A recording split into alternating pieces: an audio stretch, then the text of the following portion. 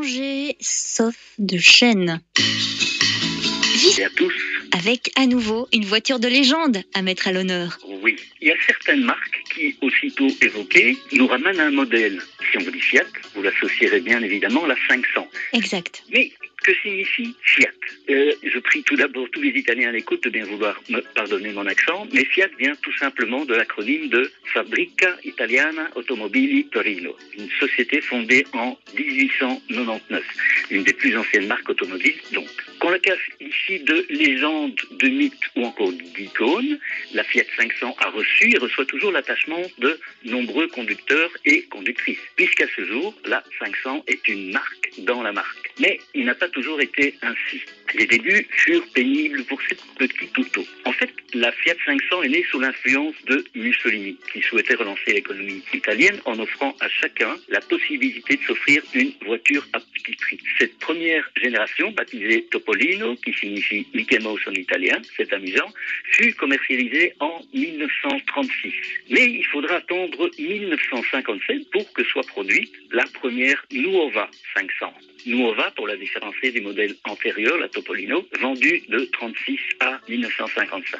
Disposant de 4 places, d'un moteur bicylindre refroidi par air de 479 cm3 placé à l'arrière et développant 13 chevaux pour un poids contenu de 370 kg à peine. Cette petite Fiat était capable d'atteindre les 85 km/h avec une consommation record de l'ordre de 4,5 litres au 100. Mais voilà, malgré son prix plus qu'attractif, la Nuova 500 n'a pas le succès qu'elle est en droit d'espérer. En fait, elle est jugée trop chère pour les prestations qu'elle offre. Et la clientèle préfère opter pour la Fiat 600, qui connaît, quant à elle, un immense succès. La clientèle estime en effet que les équipements sont trop spartiates et l'homologation ne permet que 2 places à bord. Fiat revoit donc sa copie et intègre une banquette arrière rembourrée afin de pouvoir la faire homologuer pour 4 personnes. Et lorsque je dis qu'elle était trop chère, son prix de vente était inférieur à 500 000 livres italiennes de l'époque, soit environ 250 de nos euros actuels, ce qui représentait quand même 20 mois de salaire pour un ouvrier moyen. Fiat propose alors quelques évolutions, notamment la commercialisation de 2 nouveaux modèles, l'économique,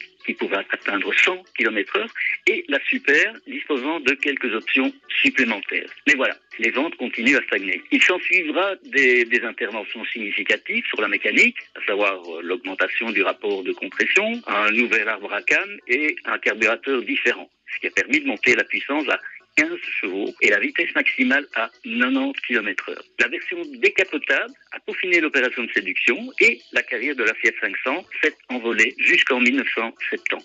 Il y a eu 4 générations de Fiat, à savoir la première, dite Topolino, lancée en 1936, la seconde, dite Nuova 500, qui a directement remplacé la première en 1957, la troisième, lancée en 2007, et enfin la quatrième, lancée cette année, en version purement électrique. Je sais ce que vous allez me demander, Jocelyne. Oui, le cinéma, parce que bon, c'est une toute petite voiture, mais qui accueillit des costauds. Pas mal de monde, oui, dans une kyrielle de films, en fait, dont les plus célèbres, je ne vais pas tous vous les citer, mais Le Fou du Labo 4 en 1967, Le Grand Bleu en 1988, Disco en 2008, Scoot toujours en 1985 et enfin le Grand Blond avec une chaussure noire en 72 et bien d'autres encore que je ne puis citer ici. Et puis je sais également que le petit Marc Lebrun a pris place dans une Fiat 500. Et oui, mais il était bien petit à l'époque, hein. Bon, il ne fait toujours pas 2,50 m, mais voilà, il était très très jeune, c'était la voiture de mon grand-père. La chronique en images, en son, sur un site internet autopresse.be/Viva Plus en toutes lettres ou avec le signe plus. Et on vous remercie Marc pour cette chronique consacrée à la Fiat 500 qu'on retrouve donc sur ce site que vous venez de préciser, de présenter. Doris Day, extrait de l'homme